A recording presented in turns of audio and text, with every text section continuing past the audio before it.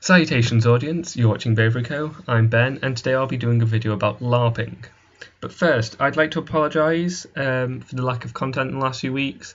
Both Bavery and I have had a lot of academic commitments that we've had to adhere to, so we just haven't had the time to make content.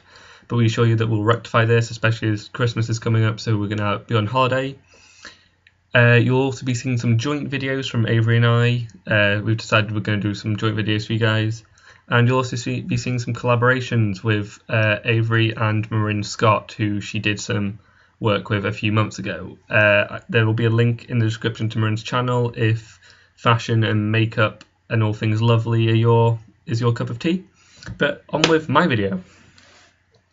So LARPing is live action role playing in which you create a character and you play as that character basically.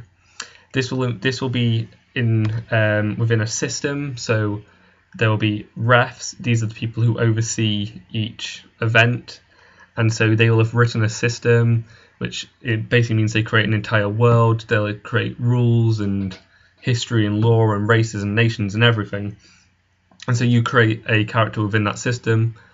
There's many different forms of LARPing. There's linear, which is kind of like you play out a story, but it's a loosely defined story. So there's like encounters that you will do. So you will start here and you'll do something here, then you'll walk a little bit and you'll go here, which is another encounter.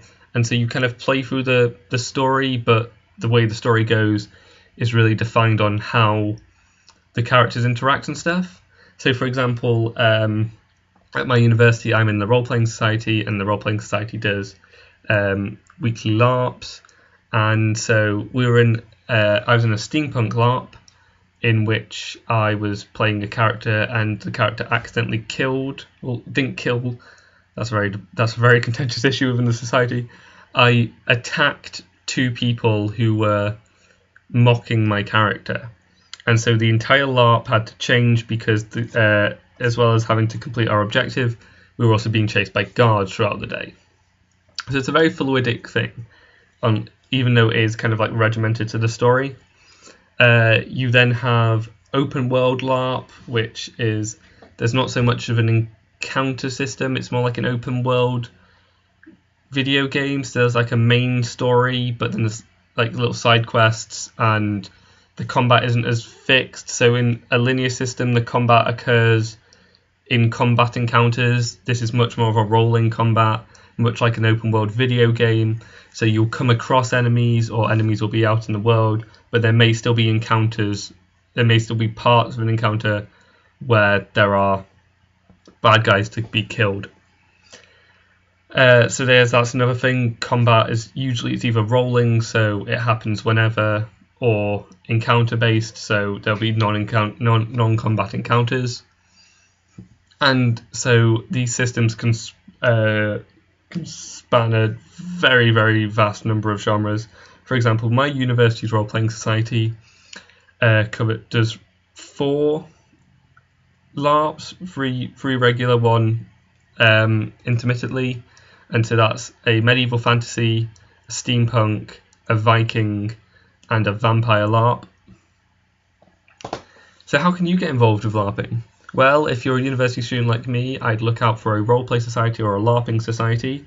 The difference being that LARPing societies will tend to be pure LARP and will be much more serious about the LARPing, so they may not look favourably on you skipping a few sessions, whereas a roleplay society probably does LARP as well as tabletop gaming, so that's Dungeons and Dragons, Call of Cthulhu, Fate, Nemesis, whatever the game masters come up with.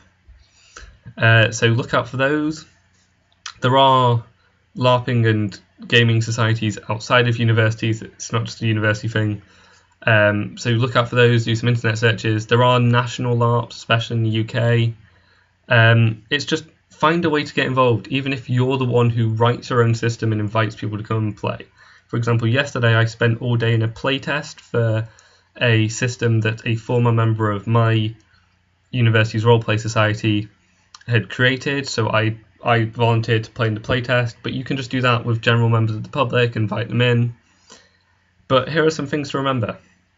If you're writing a system, make sure that it's a make sure that the system makes sense, make sure the setting makes sense, make sure that there's a worthwhile skill-based system. So a lot of systems, you like spend your XP that you earn by participating in order to gain better skills, to upgrade weapons, etc. So make sure that your skill system is worthwhile, so it doesn't take forever.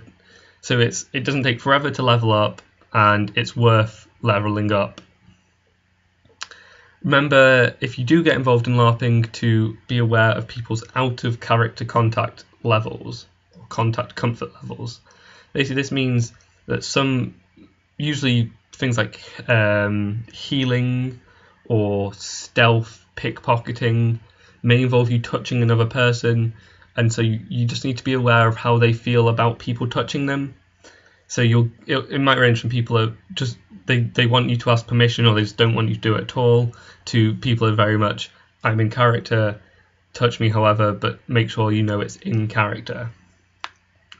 Be respectful of other people's characters, especially if you're joining a society.